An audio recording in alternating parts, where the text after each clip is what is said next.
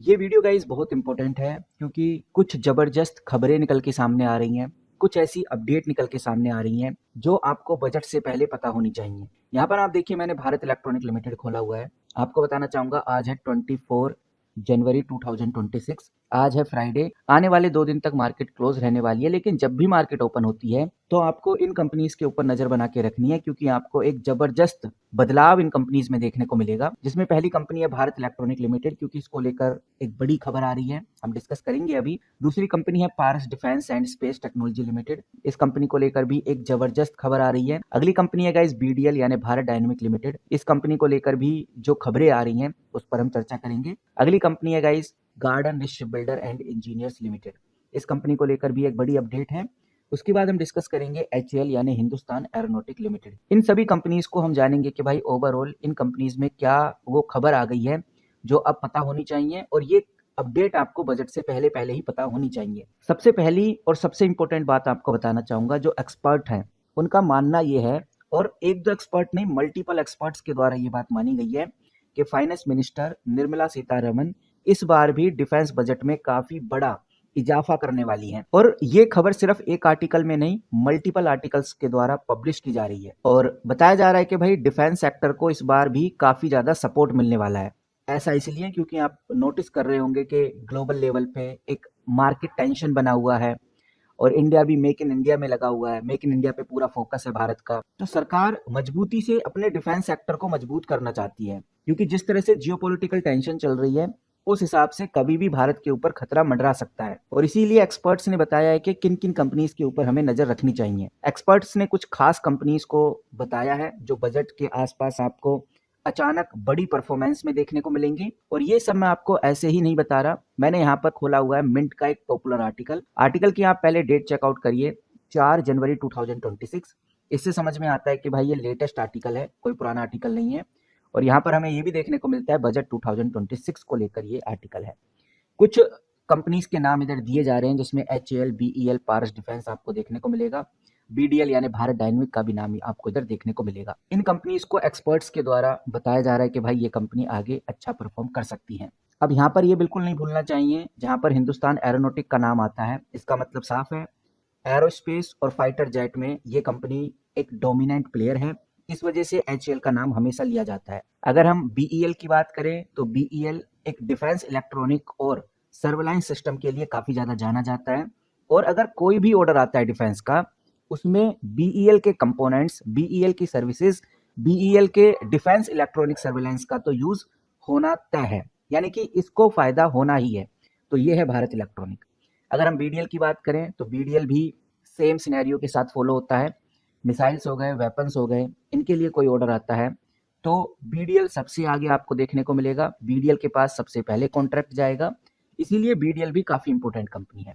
Space और optical system के लिए अगर हम किसी कंपनी को आज के टाइम पे देख रहे हैं तो वो है पारस डिफेंस। एक्सपर्ट्स का मानना है कि भाई स्पेस और ऑप्टिकल सिस्टम के लिए ये कंपनी काफी मजबूत है।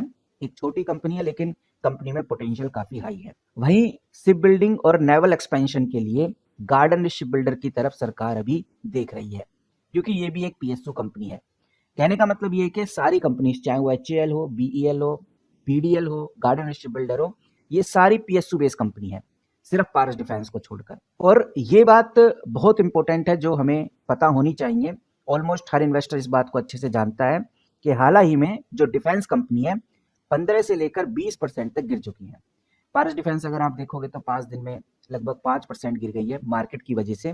पूरे 1 महीने में आपको 7% का डाउनफॉल और पूरे 6 महीने में आप देखेंगे तो आपको 23% का डाउनफॉल पारस डिफेंस में देखने को मिलेगा। सिर्फ पारस डिफेंस ही नहीं, अगर आप बीडीएल को भी देखेंगे तो बीडीएल भी 6 महीने में लगभग 16 से 17% तक नीचे गिरता हुआ नजर आया है। बिल्कुल सेम सिचुएशन एचएएल यानी हिंदुस्तान एरोनॉटिक की है। ये भी 6 महीने में लगभग 7 से 8% तक नीचे गिर चुका है।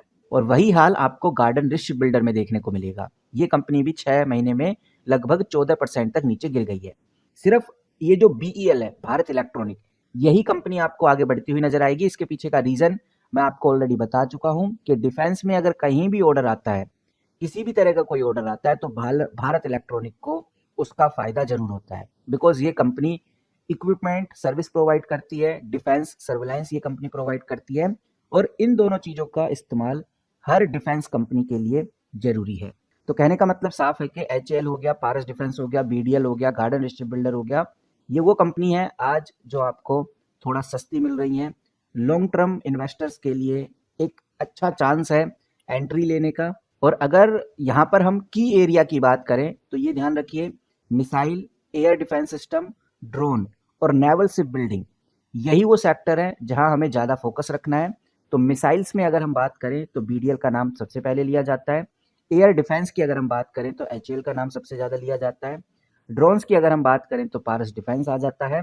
और नेवल शिप बिल्डिंग की बात करें तो गार्डन डिस्ट्रिक्ट बिल्डर इधर आ जाता है। तो इन कंपनीज के ऊपर फोकस बना के जरूर रखिए। बाकी गाइज बजट 1 फरवरी 2026 को आपको देखने को मिल ही जाएगा। और बजट से पहले मार्केट में हमें एक बड़ी प्रॉफिट बुकिंग देखने को मिल रही है।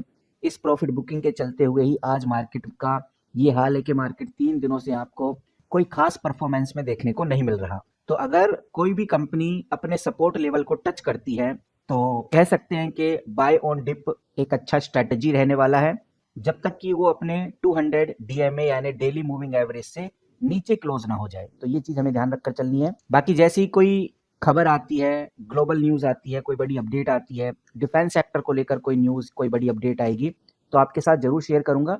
चैनल के साथ जुड़े रहिए ताकि डिफेंस से रिलेटेड कोई भी न्यूज आपके साथ शेयर कर सकूं, कोई भी अपडेट आप मिस ना कर पाओ। और अगर आप भी चाहते हैं कि सबसे पहले डिफेंस अपडेट आप तक पहुंचे तो आप चैनल को सब्सक्राइब करके जरूर रखिए ताकि आपसे कोई भी अपडेट मिस ना हो सके। मिलते हैं किसी नए वीडियो के साथ, तब तक के लिए take care and good bye.